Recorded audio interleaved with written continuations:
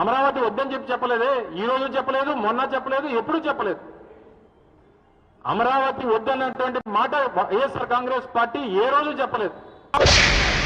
3 capital వస్తాయో, executive capital, legislative capital,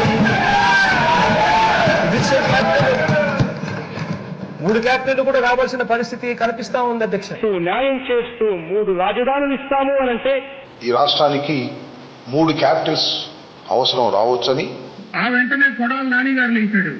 ఇక్కడ assembly ఉంచుతాం, అక్కడ వైజాగ్ లో ఎగ్జిక్యూటివ్ క్యాపిటల్ పెడతాం అంటే అసలు ఇక్కడ అమరావతిలో అసెంబ్లీ కూడా వద్దు, మీరు అది కూడా తీసుకెళ్ళండి. చంద్రబాబు నాయుడు మరొక కొత్త నాటకానికి తెరతీస్తూ అమరావతికి సంబంధించి ఒక ప్రత్యేక అసెంబ్లీ సమావేశాన్ని ఏర్పాటు చేసి ఆ తీర్మానం దేనికి పని అక్కడ రాజధాని ఫెయిల్ అయిపోతే ఆ తర్వాత ఎన్నుకునేటువంటి ప్రజలు ఎన్నుకునేటువంటి ప్రభుత్వానికి అధికారం లేదా? నేను రాజస్థాన్ ఎడారిలో బయలుదేరినట్టు ఉంది అది. మీరు ఏదైతే మాట్లాడతారో దాని వెనక కన్న తల్లికి ద్రోహం చేసినట్టే.